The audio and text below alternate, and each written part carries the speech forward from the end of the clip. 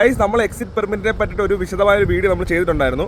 ഇന്ന് നമ്മൾ എങ്ങനെയാണ് എക്സിറ്റ് പെർമിറ്റ് എടുക്കുന്നത് എന്ന് നോക്കാം. ഇതുപോലത്തെ ഇൻഫോർമേറ്റീവ് വീഡിയോസിനായിട്ട് ഇപ്പം തന്നെ എൻ്റെ ചാനൽ ഫോളോ ചെയ്യുക. ഈ വീഡിയോ അവസാനം വരെ കാണുക ഗൈസ്. ഇതിൽ നിങ്ങൾക്ക് വരാവുന്ന കുറച്ച് ഡൗട്ടുകൾ ഞാൻ ക്ലിയർ ചെയ്ത് തരാം. ഗൈസ്, എക്സിറ്റ് പെർമിറ്റ് എടുക്കാൻ വേണ്ടിയിട്ട് ആദ്യം നമ്മൾ നമ്മുടെ ഫോണിനകത്ത് സഹേൽ ആപ്പ് ഓപ്പൺ ചെയ്യുക. അതിനകത്ത് മേളിൽ ഗ്ലോബ് ഓപ്ഷനിൽ കയറിയിട്ട് ലാംഗ്വേജ് സെലക്ട് ചെയ്തിട്ട് ഇംഗ്ലീഷിൽ നിന്ന് അറബിയിലോട്ട് മാറ്റുക. കാരണം ഇത് അറബിയിൽ മാത്രമേ നമുക്ക് ഇപ്പോൾ അവൈലബിൾ ഉള്ളൂ. താഴെ വലത്തുനിന്ന് രണ്ടാമത്തെ ഓപ്ഷൻ സെലക്ട് ചെയ്യുക. അവിടുന്ന് മാൻ പവറിൻ്റെ ഒരു ലോഗോ കാണുന്നുണ്ട്. അവിടുന്ന് നേരെ അഞ്ചാമത്തെ ഓപ്ഷൻ നമ്മൾ സെലക്ട് ചെയ്യേണ്ടതാണ്. അറബിയിൽ തന്നെ ആയതുകൊണ്ട് ഈ സ്റ്റെപ്പ് അതുപോലെ ഫോളോ ചെയ്യുക. അപ്പോൾ ഇതുപോലെ രണ്ട് ഡേറ്റിന്റെ ഓപ്ഷൻ നമുക്ക് കിട്ടുന്നതായിരിക്കും. നിങ്ങൾക്ക് സ്റ്റാർട്ട് ഡേറ്റ് സെലക്ട് ചെയ്യുക, അതിന്റെ എൻഡ് ഡേറ്റ് സെലക്ട് ചെയ്യുക. അതിൽ ഇഷ്ടമുള്ള ഇന്റർവെൽ നിങ്ങൾക്ക് സെലക്ട് ചെയ്യാവുന്നതാണ്. ഇത് ഒരിക്കലും എൻട്രി ഡേറ്റ് അല്ല. ഇന്റർവെലിനുള്ളിൽ നമുക്ക് നാട്ടിൽ പോകാം എന്നുള്ള ഡേറ്റ് ആണിത്. ഡേറ്റ് ഓക്കെ കൊടുക്കുക, സബ്മിറ്റ് കൊടുക്കുക. ബാക്കി നമ്മുടെ അതോറിറ്റീസിന്റെ സഹേൽ ആപ്പിലായിരിക്കും ഇതിന് നോട്ടിഫിക്കേഷൻ പോകുന്നത്. അവർ പിന്നെ അവിടെ നിന്ന് അപ്രൂവൽ ചെയ്യും. 18 നമ്പർ സൂൺ വിസക്കാർക്കാണ് ഇപ്പോൾ ഈ എക്സിറ്റ് പെർമിറ്റ് നിലവിൽ വന്നിരിക്കുന്നത്. 20 നമ്പറുകാർക്ക് വേണ്ട. ക്യാൻസലാക്കി പോകുന്നവർക്കും നാട്ടിൽ പോകുന്നവർക്കും ഉറപ്പായിട്ടും എക്സിറ്റ് പെർമിറ്റ് വേണം. ഈ റോഡ് വഴി സൗദിയിൽ പോകുന്നവർക്കും ബോർഡർ പാസ് ചെയ്യുന്നവർക്കും ഇപ്പോൾ ഫ്ലൈറ്റിൽ പോകുന്നവർക്കും കപ്പലിൽ പോകുന്നവർക്കും ആർക്കാണെങ്കിലും എക്സിറ്റ് പെർമിറ്റ് നിർബന്ധമാക്കിയിട്ടുണ്ട്.